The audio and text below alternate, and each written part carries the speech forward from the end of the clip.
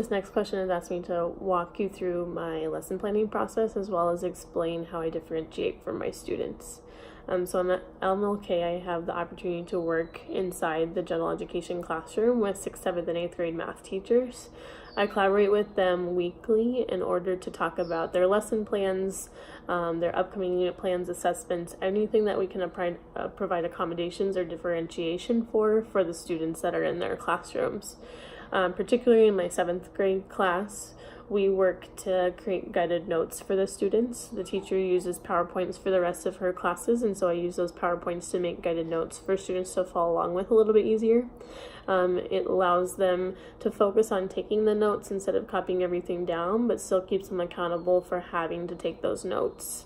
I work in pulling small group students, especially when they're doing independent practice around that room, and then we work together to teach them in an I do, we do, you do format.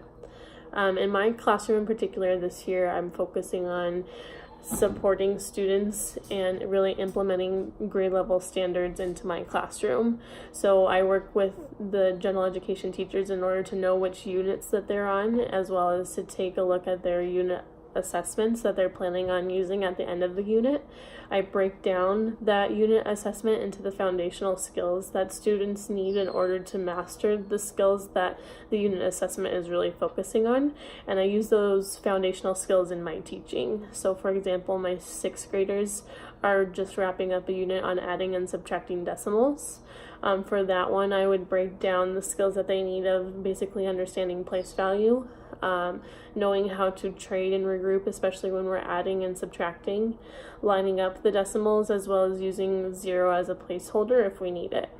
The way that I started teaching this particular subject is we were using base 10 blocks in order to represent the parts of the decimals and the place values that they held, using the cubes as the hundredths, using the rods as the tenths, and using the hundreds, the flats as the dollars or the $1 value.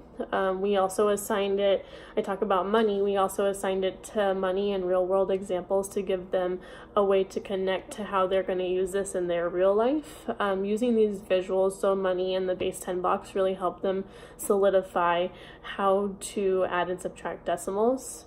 Using the base 10 blocks also help them when we're learning how to trade and regroup using decimals as well. Eventually, I pulled back a little bit on those visual supports for some of my students who didn't need it anymore, and really worked on the mechanics of how to trade and regroup when we come across those problems when we're adding and subtracting decimals. Another thing that I do in my classroom in order to see that I've seen mastery in my students is we do hands-on projects and really focus on a lot of project-based learning. For this particular unit, we were creating a ice cream shop. Each of the students had certain items to sell, and they had to choose how much they would charge customers for those items in order to make a profit.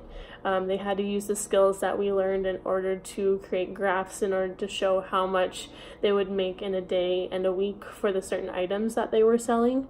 For a lot of my students towards the end of this unit, they were able to add and subtract decimals without the support of these visual models that we used, but some of them I would continue to differentiate, and as the numbers got a little bit bigger and the problems got more challenging, the blocks really helped to support them. So those are just a couple ways that I use to differentiate in my classroom.